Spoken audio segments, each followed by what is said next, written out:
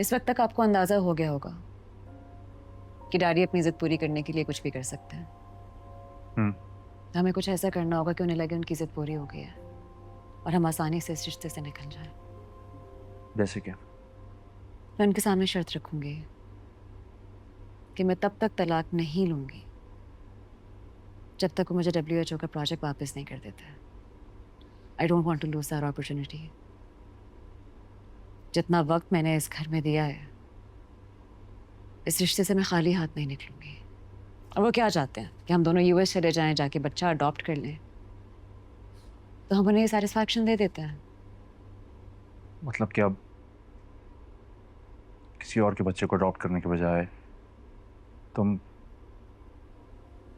तुम मेरे और अंबर के बच्चे को अडॉप्ट करोगी? हाँ, ऐसे मुझे मेरा प्रोजेक्ट वापस मिल जाएगा और आप दोनों को वक्त।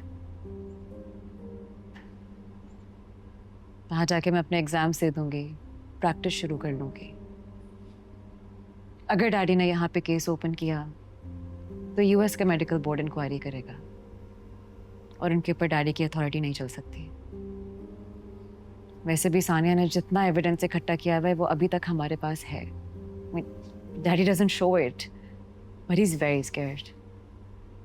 इसीलिए उन्होंने सानिया को इतना इमोशनल ब्लैकमेल किया कि वो चुप कर गई।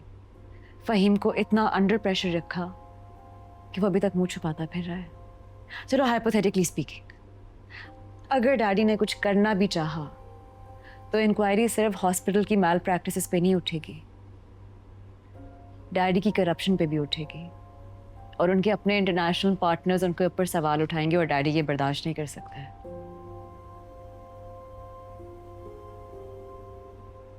डैडी वो इतनी आराम से मान जाएंगे? हमें शो करना होगा कि ये सब कुछ आसान नहीं है। मेरी शर्तों के बाद आपके ऊपर प्रेशर बढ़ जाएगा। अंबर को ये शो करना होगा कि वो अंडर प्रेशर आ गई है और आपसे अलैदगी के लिए उसको जॉब सिक्योरिटी चाहिए। थोड़ी एक्टिंग करनी होगी। You just have to convince him.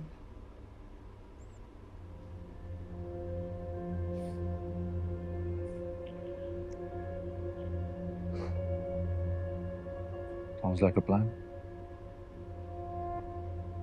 ठीक है। बट एक सवाल है मेरा।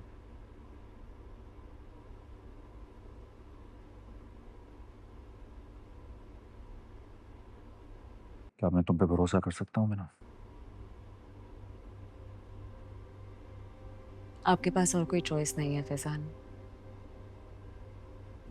ट्रस्ट मी, मुझे भी उतनी जल्दी है इस रिश्ते से जान छुड़ाने की।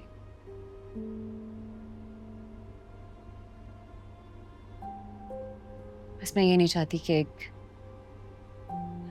बेचारी तलाक याफ्ता बेटी बन के अपने घर वापस चली जाओ।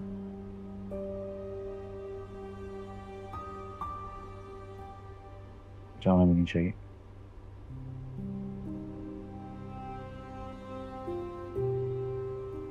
मैं कोशिश करके डैडी से आज बात कर लूंगी। Be prepared.